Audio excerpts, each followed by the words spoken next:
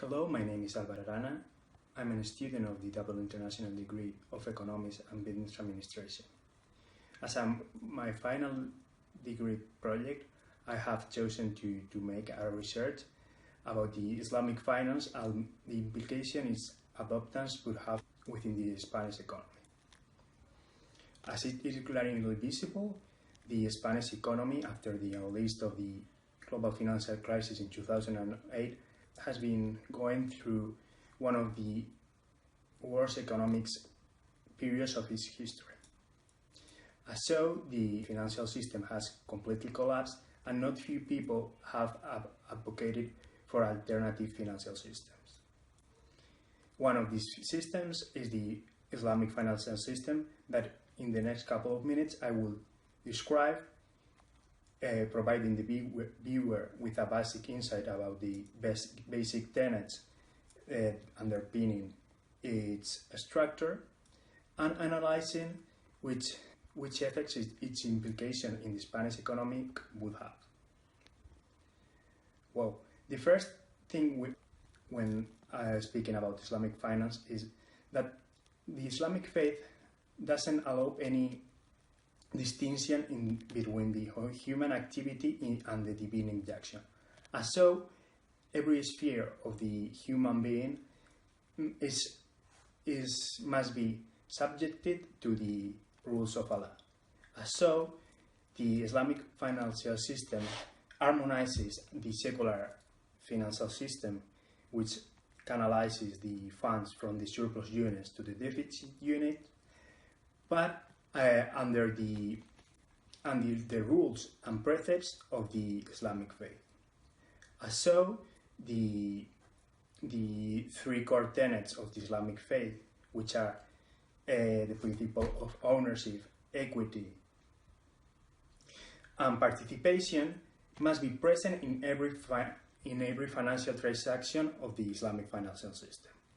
So this have as major consequence the prohibition of any excessive uncertainty transaction, any involvement in gambling or any forbidden activity in the Quran, and overall, and what has the most important implications, is the avoidance of interest. So the burning of Islamic finance has implied the amendment of the conventional financial system products so as to harmonize them with structures that avoid any interest payment. These Islamic financial products can be divided in three raw groups: profit loss sharing contracts, non-profit loss and sharing contracts, and a third group that comprises a broad amalgam of fee-based products.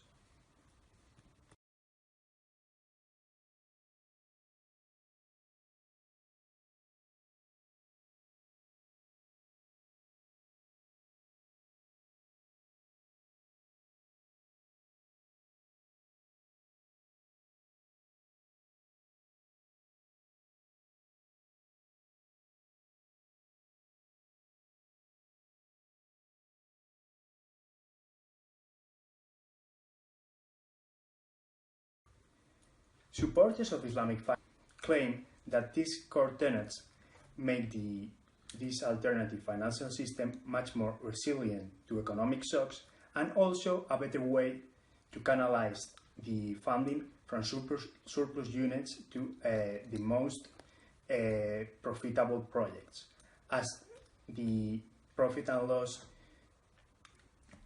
character of many of the products are supposed to make the financier invest in the best projects. However, what it is undeniable is that if successful in attracting this Islamic capital, the Spanish economy would be released from the credit crunch that it has been hampering its economic recovery for the last years. Nevertheless, given that the current fiscal and regulatory framework present in our country has been constructed based on an interest interest-based system. The Islamic financial system nowadays, it is hardly punished fiscally and regulatorily. In such a way, so as to successfully attract this Islamic capital, it is necessary the amendment of the current regulatory framework so as to provide these Islamic financial products and its user with a level playing field with regard to the conventional financial products. Use this kind of profit and loss sharing contracts so as to pool funds from the surplus units and afterwards use them either in form of profit loss sharing contracts or non-profit loan sharing contracts to concede credit to the deficit units.